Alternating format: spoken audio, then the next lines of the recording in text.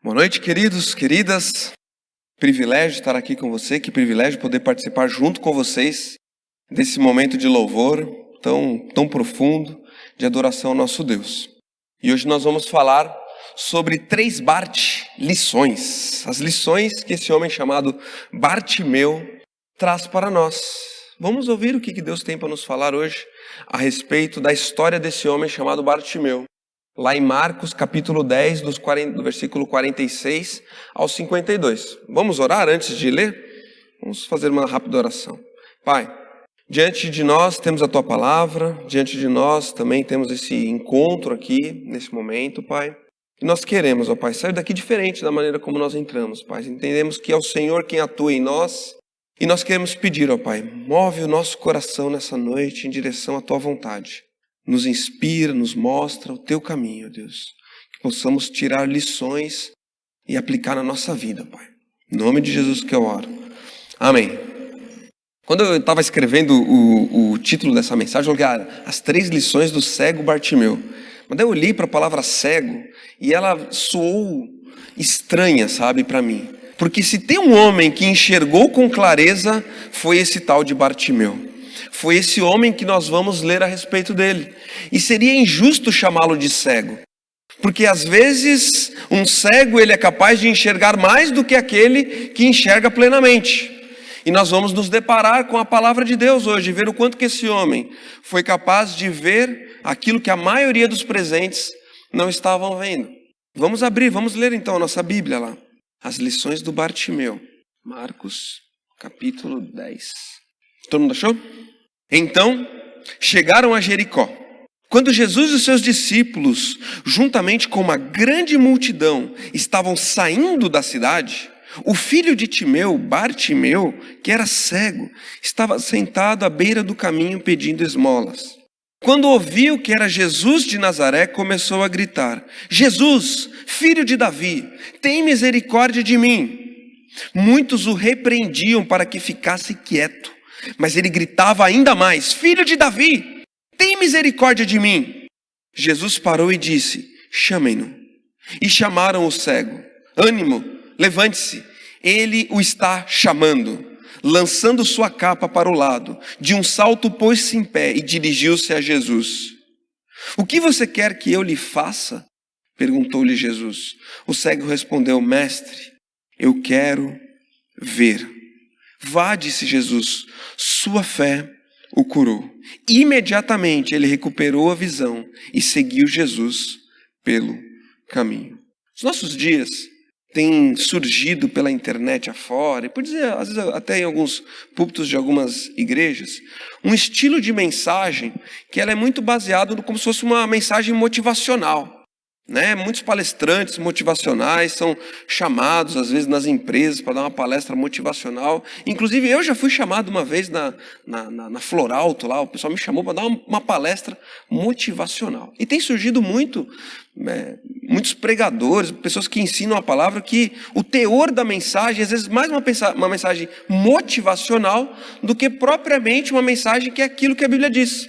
E nós acabamos de ler um texto que poderia ser facilmente movido para o lado de uma mensagem meramente motivacional. E quando eu estava estudando, pensando a respeito desse tema, um desejo houve no meu coração, de não cair numa vala comum, numa mera motivação, uma simples mensagem motivacional, com uma receitinha de bolo. Você está numa situação X, faça isso e você chegará na situação Y. Como uma receitinha de bolo para todos os nossos problemas. Basicamente, as mensagens motivacionais trilham esse caminho. E algumas pessoas podem olhar superficialmente esse texto e achar que ela é uma mera receita de bolo diante do nosso Deus. E a minha intenção é explorar esse texto na verdade daquilo que a palavra de Deus foi escrita para que nós entendêssemos aquilo que está acontecendo. Aquilo que está acontecendo. Vamos lá então. Vamos ver se passa aqui o negócio. Passou aí, brother? Passou. Quem era o Bartimeu que nós lemos aqui? Era um homem sentado na entrada da cidade de Jericó. A título de passagem. Essa foi a última vez que Jesus passou pela cidade de Jericó. Jesus passou com seus discípulos na entrada e Bartimeu encontrou-se com Jesus na saída. A última oportunidade que ele tinha, esse homem ele estava numa condição muito peculiar. Primeiramente, uma condição física. Qual que era a condição física dele? Ele não podia enxergar. Ser cego naquele contexto social e naquela época era um pouco diferente do que é ser cego hoje em dia. Ser cego não é algo simples hoje em dia, né? Mas hoje em dia existem muitos tratamentos para quem tem uma perda da visão. Por exemplo, alguns aqui estão com óculos, né, que podem melhorar a sua vista. Naquela época não existia esse tipo de tecnologia. As pessoas, quando iam diminuindo a visão delas, elas não tinham o que fazer. E muitos ficavam desenganados pelos médicos, né? Hoje em dia é mais tranquilo isso. Até mesmo se a pessoa ficar totalmente cega. Eu tenho um amigo, Ismael, que ele não enxerga absolutamente nada. Aconteceu um acidente, que eu já comentei dele aqui outro dia, ou numa outra mensagem. Teve um acidente na empresa, ele perdeu ali a visão totalmente, ele enxerga preto total. Ele recebeu uma indenização, não sei se quem que indenizou ele, acho que foi até o seguro da empresa que tinha lá. E ele comprou um apartamento bem legalzinho. Ele recebe o sustento do governo e ele leva a vida dele com certa tranquilidade. Ele fica dentro daquele quadro. Ele casou-se recentemente, né? Casou-se com uma moça lá de Porto Alegre e ela mora com ele na casa dele. E ele faz a atividade física dele, ele leva uma vida com certa tranquilidade. Né? Com certa tranquilidade. E qualquer um de nós aqui, se tivesse algum tipo de sofresse, algum tipo de, por exemplo, perdesse uma perna, por exemplo, né? De certa forma, nós teríamos condições de continuar a seguir com a nossa vida. Né? Hoje em dia nós temos uma condição assim. Mas naquela época, ter uma deficiência como esse homem tinha, era muito, muito agressivo para a condição que ele vivia como sustento. Não havia possibilidade desse homem ter uma fonte de renda se não fosse a fonte de pedir dinheiro, de esmolar, afastado, apartado da sociedade, ao ponto que ele tinha que sentar ali na beira da cidade e ficar pedindo dinheiro. O texto conta que ele tinha uma capa. Aquela capa servia para o quê? Sabe o quê? Principalmente para cobrir ele das intempéries. Não eram poucos os dias em que esse homem tinha que ficar ao relento. Fazia chuva e ele estava à beira da estrada. As estradas não eram pavimentadas como as nossas estradas. Passava ali cavalos, pessoas caminhando. A poeira vinha de encontro ao rosto daquele homem. E a capa servia para protegê-lo daquilo. Uma situação muito deprimente, muito ruim, que colocava ele numa situação social extremamente marginalizada. Estou lendo um livro que chama A Máfia dos Mendigos. Foi um pastor que passou 1 ano convivendo com os mendigos. Ele foi estar assim, em contato direto com os mendigos. Ele escreveu um livro. Um pastor, acho que é Minas Gerais, Iago Martins é o nome dele. E ele falou algumas coisas muito interessantes quanto a essa experiência que ele teve. Ele diz que quem mora na rua, que tem essa experiência de extrema necessidade, um dos pontos mais baixos que existe na existência humana é você pedir dinheiro na rua. Ele falou que ele até tentou fazer isso também durante esse período, mas pedir dinheiro mexe com algo lá dentro das pessoas, algo extremamente que colide com a nossa subsistência, necessitar que o outro lhe dê recurso para poder viver. E o que o Iago Martins fala no livro dele, da Máfia dos Mendigos, ele conta que os homens que estão na rua, eles romperam todos os laços sociais com eles mesmos, ao ponto de não se importarem mais com praticamente nada. Acredito que a maioria de nós aqui nunca teve essa experiência, nunca vivenciou isso, do que é a realidade de estar totalmente marginalizado. E era assim que esse homem vivia. E tem um terceiro ponto, que é a terceira condição em que ele estava. Era a condição espiritual também, muito comprometida. Sabe que naquele contexto social, ter uma deficiência, como a que Bartimeu tinha, jogava sobre os ombros dele como uma consequência do pecado que ele tinha feito. A sociedade olhava para aquele homem marginalizado, pedindo esmola, e jogava o jugo dos pecados sobre ele. Se não fossem os pecados dele, era referente aos pecados das gerações passadas, que estava de alguma forma desencadeando sobre ele, e que a sorte dele, entre aspas, fez com que ele ficasse naquela situação. Totalmente marginalizado, e espiritualmente. Esse homem também estava afastado de Deus. Não sei se você sabe, mas nós não temos, no que diz respeito à nossa condição espiritual, longe de Cristo, nós somos como qualquer ser humano, somos todos iguais. Todo ser humano nasce numa condição espiritual morta. Você não tem, o seu espírito não está vivo, porque o Espírito de Deus não habitou no seu coração ainda. Uma condição espiritual carente do toque de Deus. Essa era a condição desse homem. Se você juntar todos esses aspectos que eu falei agora, você identifica um ponto. Bartimeu estava no fundo do poço. Sabe onde é o fundo do poço? Mais abaixo era onde Bartimeu estava. Existe algo, se é que eu posso dizer isso, né? Mas existe algo sensacional do fundo do poço. Sabe o que é? No fundo do poço só existe um lugar para se olhar, que é para cima. Nesse mesmo capítulo da Bíblia, se você voltar alguns versículos, vamos voltar aqui um pouquinho, ó. Você encontra um jovem chamado jovem rico, versículo 17 do capítulo 10. Volta um pouquinho aí, ó. Esse jovem rico não estava no fundo do poço, não estava no mesmo lugar que Bartimeu.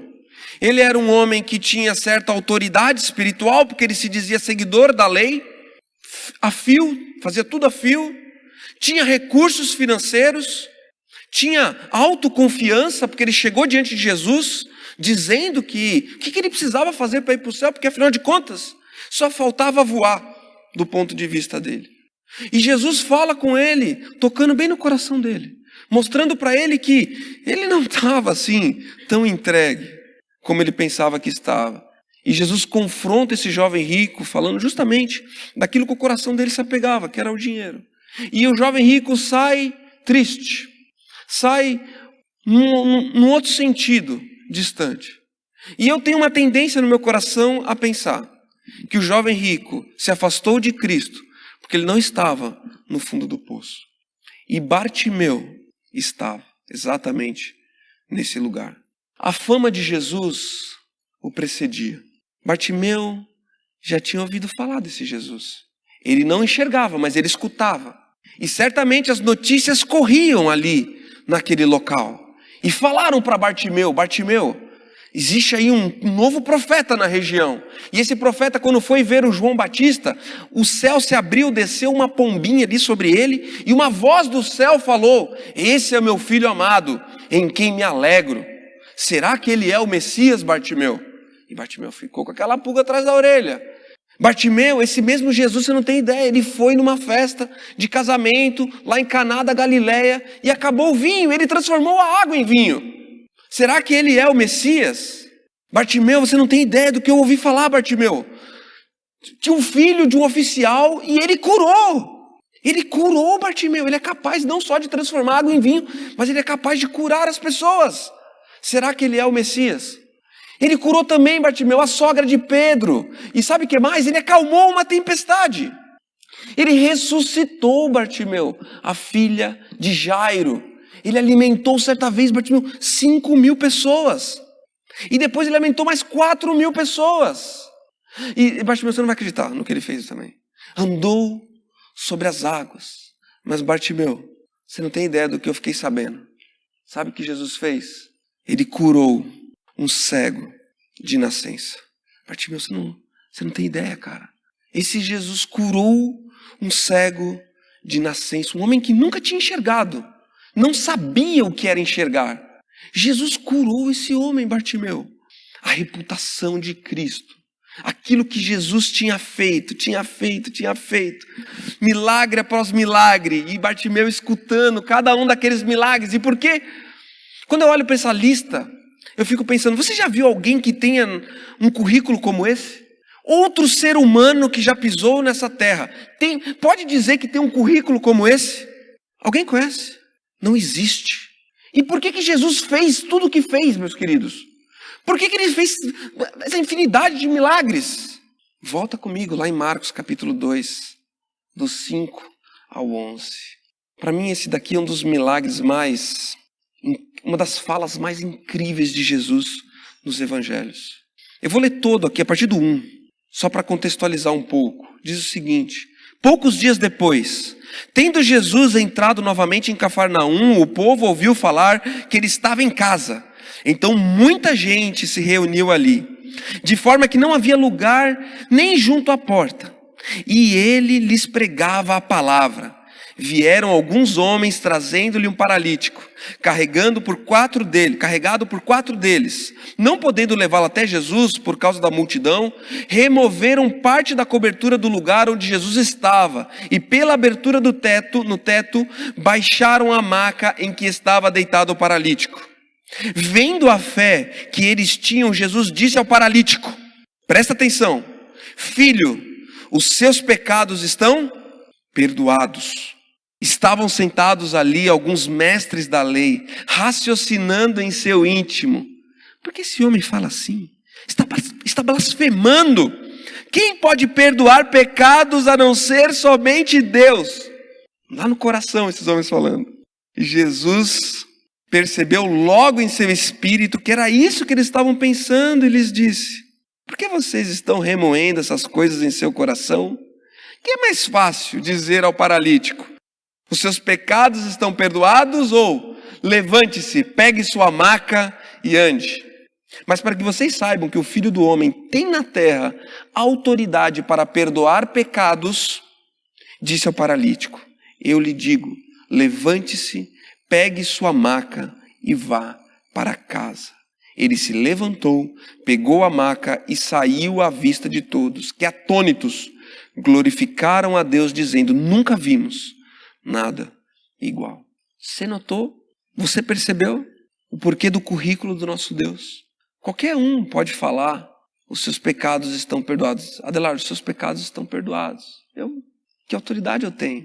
Cada um dos milagres de Jesus foi precedido pelos profetas lá no Antigo Testamento que falavam: quando vier o Messias, quando vier o nosso Salvador, ele virá com muitos milagres e maravilhas. E todos esses milagres revelavam quem Jesus era. Porque Jesus estava prestes a fazer o maior de todos os milagres. Sabe qual é o maior de todos os milagres? O milagre que ele fez por cada um de nós. Morrer pelos nossos pecados e depois de 3 dias ressuscitar dos mortos. Esse é o maior de todos os milagres. Entregue naquela cruz por nós.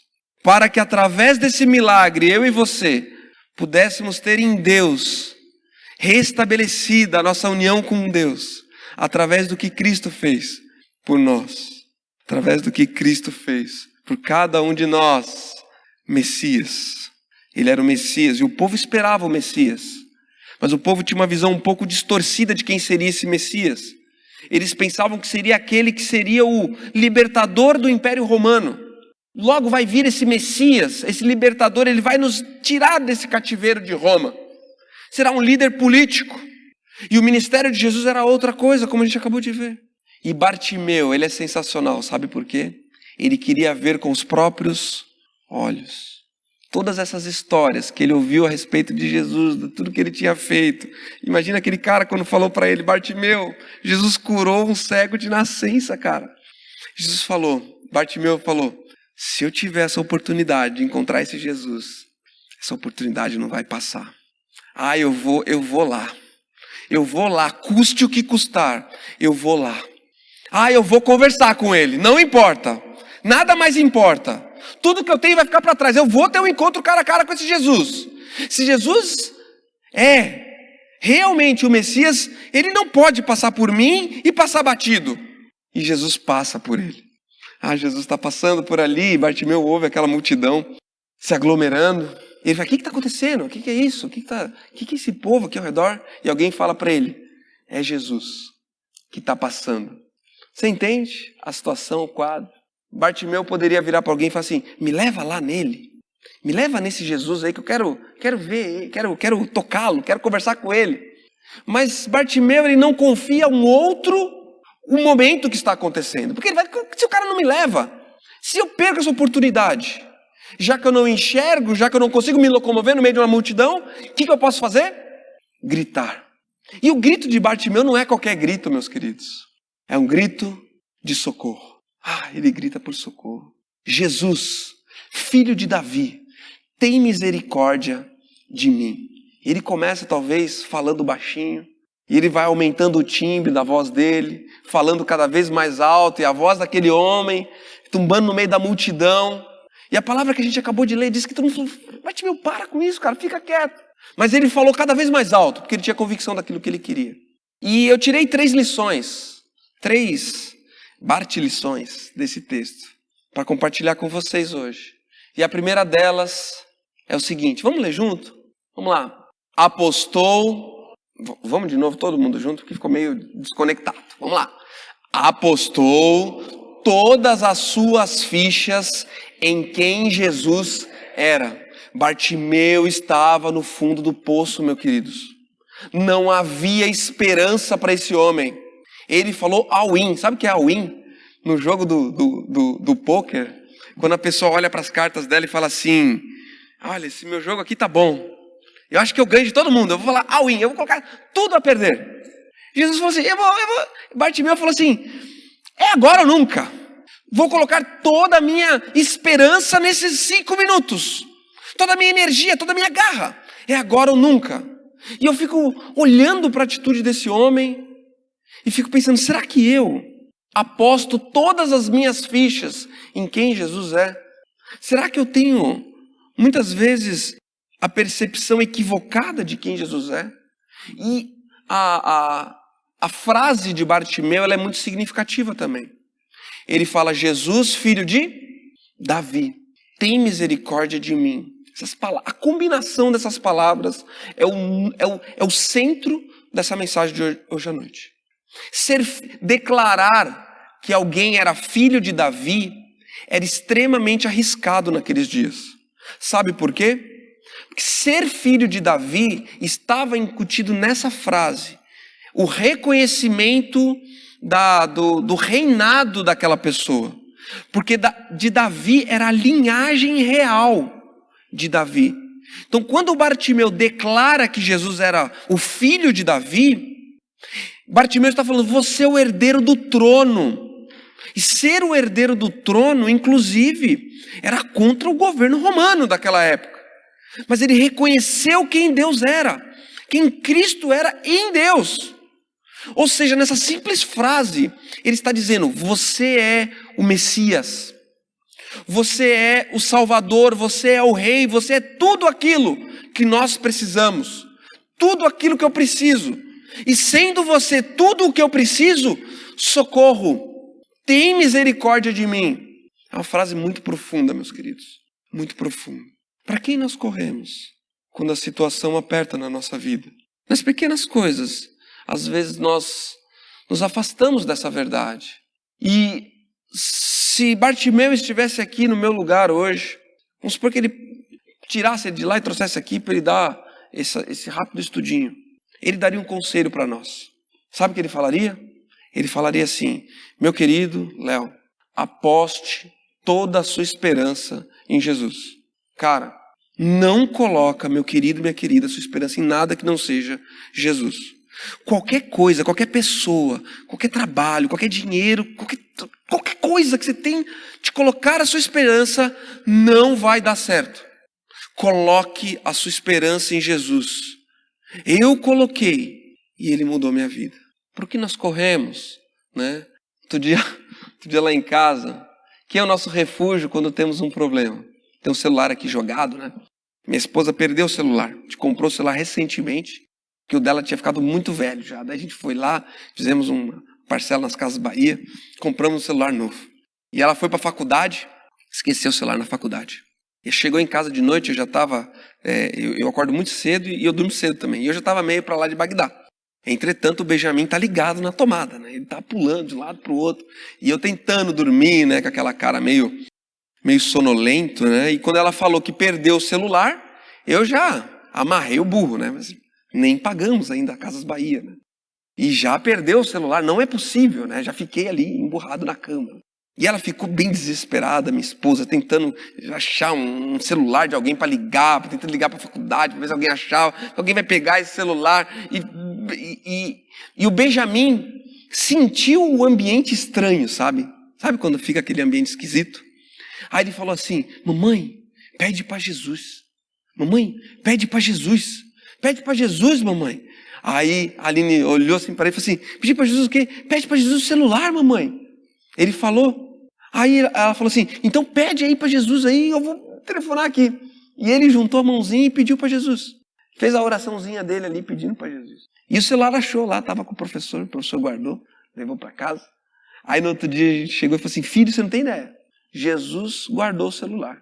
E está aqui o celular de volta. Vamos agradecer agora? E agradecemos. E eu fiquei impressionado como que a reação foi pedir para Jesus. O instinto, né? Olha que legal isso. Uma criança deu delaço na gente. E quantas outras situações da nossa vida? Às vezes Cristo, ele é a última alternativa. A gente tenta de tudo. A gente chega para ele e fala assim, a gente fala até assim: Deus, eu já tentei de tudo. Só falta tentar o Senhor. E Cristo, ele olha para nós e fala assim: confia em mim. Deposita em mim a sua esperança, meu querido, minha querida. E Bartimeu, por depositar a esperança dele em Cristo, não foi desamparado. Não foi desamparado. Porque a palavra diz que Jesus ouve o grito daquele homem. Segundo ponto. Vamos ler junto? Ele não, enquanto não teve um encontro pessoal com Jesus. A multidão não quis ajudar. Muito pelo contrário, ainda jogou para trás. Tropeço para ele, né? Fica quieto. Talvez deram um chute nele ali no chão. Fica quieto, está incomodando. Para. Mas nada do que aconteceu impediu aquele homem de buscar a Deus. De buscar a Deus. Não houve empecilho. E às vezes eu fico pensando na minha vida. Pequenas coisas são capazes de tirar a minha atenção de quem Deus é. Às vezes é a correria do dia a dia. Às vezes é o trabalho. Às vezes é o pecado mesmo. O pecado que vai me tirando do foco. E esse homem, ele não desistiu. Ele não desistiu. E tem essa semana eu estava falando de Jesus pro meu chefe. O nome dele é Rogério. Depois a gente pode até orar por ele. Tive uma oportunidade linda de compartilhar, né, o evangelho. Assim, falar todo o evangelho foi muito legal. Muito bacana, né? E agora tem que deixar o evangelho germinar dentro do coração dele, né? E eu notei uma coisa, que às vezes a gente menospreza o poder de Deus.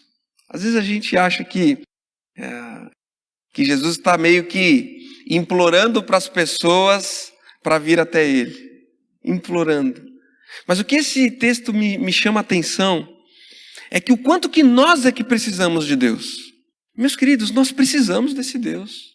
Essa vida nossa não é nada. Não é nada, nós estamos carentes, somos como esse homem à beira da estrada. É um exemplo de cada um de nós. Sem Deus nada somos, e o evangelho, ele é poderoso para transformar as vidas das pessoas. E essa frase aqui é muito legal, que diz o seguinte: o evangelho é como um leão enjaulado, não precisa ser defendido, apenas libertado. Dizem que Martim Lutero que é o autor dessa frase. O evangelho não precisa de defesa, meus queridos. Basta você abrir a sua boca e falar. Basta ter a coragem de compartilhar. E Cristo vai fazer a obra no coração de todos que escutam as boas novas do reino de Deus. E nada impediu aquele homem de ter esse contato pessoal com Cristo. Nada impediu. Às vezes a gente... Fabrício, eu não tenho escutado muito a voz de Deus. Quanto que você tem clamado? Quanto que realmente estamos buscando, sabe? Às vezes a gente quer ter um momento de ouvir Deus falar, mas a nossa energia gastada com Deus é muito pequena para que isso aconteça. Às vezes a gente quer ter intimidade com Deus, mas a gente nem está gastando tempo com Ele. Como você quer ter intimidade com alguém que você não gasta tempo? Como você quer escutar a voz desse Deus Todo-Poderoso se as nossas energias são muitas vezes superficiais? E Bartimeu, ele deixa uma lição para nós. Custe o que custar, o esforço de buscar esse Deus. Enquanto não ter um encontro pessoal com esse Cristo, eu não vou parar de gritar. E ele vai. E o último ponto aqui, ó. O que Bartimeu fez? Ele queimou a ponte. Coloquei até aqui a ponte do Rio das Antas, aqui pertinho, né? Tem uma verdade aqui nesse texto, que está nas entrelinhas aqui, que eu acho ela muito linda, que diz o seguinte, no 49, olha que legal. Jesus parou e disse, chamem-no. E chamaram o cego. Ânimo, levante-se, ele está chamando. Lançando sua capa para o lado, de um salto, pôs-se em pé e dirigiu a Jesus. Um cego não se desfazia da sua capa naquele tempo. A capa dele era algo muito valioso. Imagina sem capa. Mas o milagre na vida de Bartimeu, sabe quando aconteceu? No momento em que ele jogou essa capa embora. Assim, cara, não vou precisar mais dessa capa. Ele tinha tanta convicção no coração dele de que Jesus o curaria, que Jesus era quem ele era, que nem a capa mais ele precisava. Fico imaginando a cena, ele jogando a capa pro lado assim. Talvez alguém podia pegar aquela capa e falar assim, mas eu não quero nem ver essa capa mais perto de mim. Nunca mais eu vou precisar de uma capa como essa. A vida com Deus é totalmente diferente da vida antes de Deus.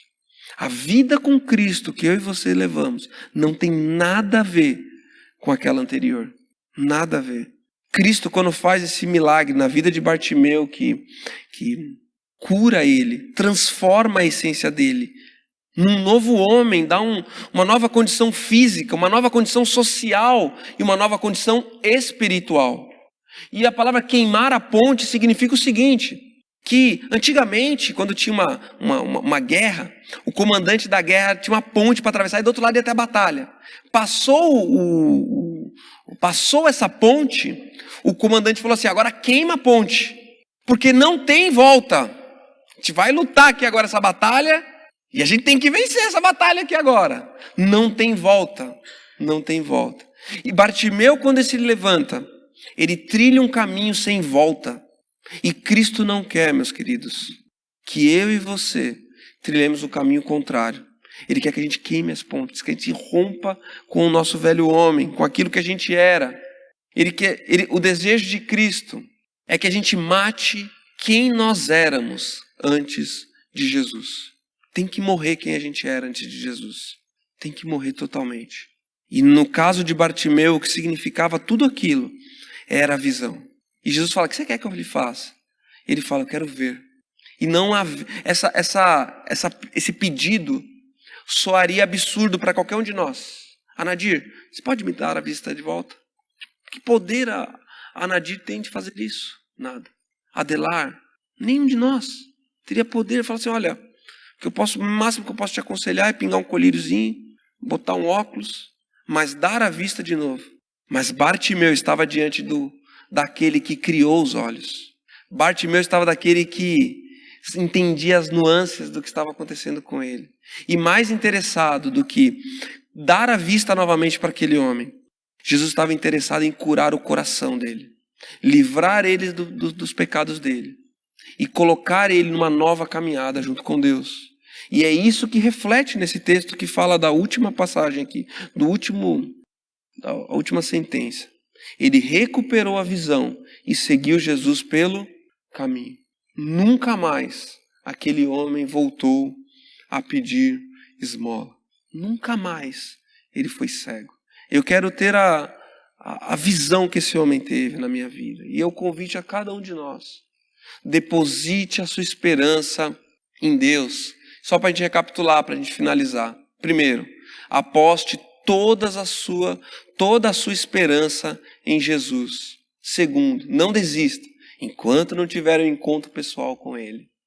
E o terceiro, queime a ponte. Mate quem você era antes de Jesus. E para terminar, gente, eu queria tocar uma música rapidinha. Uma música bem rapidinha. Queria que vocês cantassem essa música comigo.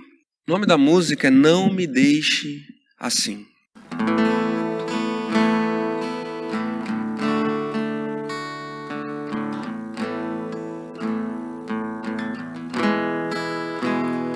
A certeza que a visão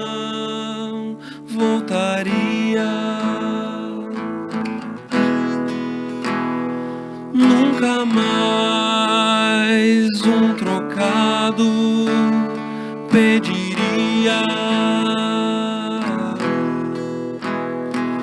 Uma voz que clama por socorro,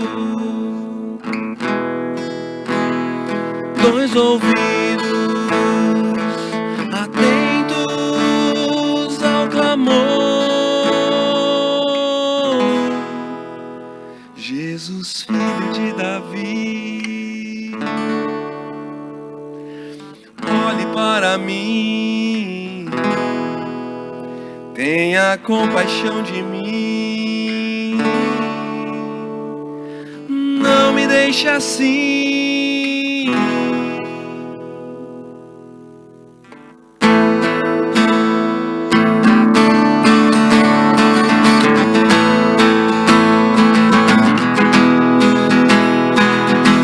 Multidão não quis ajudar, mas o homem mais alto gritava: Jesus, filho de Davi, olhe para mim, compaixão de mim, não me deixe assim. E o Senhor, aquele homem, escutou. Que milagre, Ele o curou. Jesus, filho de Davi, olhe para mim, tenha compaixão de mim, não me deixe assim. Nosso Deus, nosso Pai, nós somos necessitados do Senhor, Pai. Precisamos do Senhor, Deus. Sem o Senhor a gente não é nada, Pai. Deus, nessa noite em especial, nós clamamos ao Senhor, ó Pai, por esse homem que foi colocado aqui no começo, ó Pai, da nossa celebração, que está sofrendo nesse momento, a família desamparada, ó Pai. Sem o Senhor, ó Pai, nós não somos nada, ó Pai. Cuida, ó Pai, visita, Senhor Deus, que seja feita a Tua vontade sobre a vida dele, ó Pai. Que possamos clamar ao Senhor, ó Deus, em alto bom som. Deus, cuida, ó Pai. O Senhor é o médico dos médicos, ó Pai. O Senhor tem planos perfeitos para a nossa vida, ó Deus. Obrigado pela Tua palavra e obrigado por quem Tu és, Pai. Que possamos nos debruçar de joelhos diante do Teu reinado, da Tua magnitude, Pai. E louvar todos os dias, ó Pai. Cuida de nós, ó Pai. Não nos deixa, ó Deus, à margem dos nossos próprios pecados, Pai, distantes do Senhor, ó Pai. Vem de encontro às nossas necessidades, ó Pai. Em nome de Jesus que nós clamamos a Ti, Pai. Amém, Senhor. Amém, meus queridos.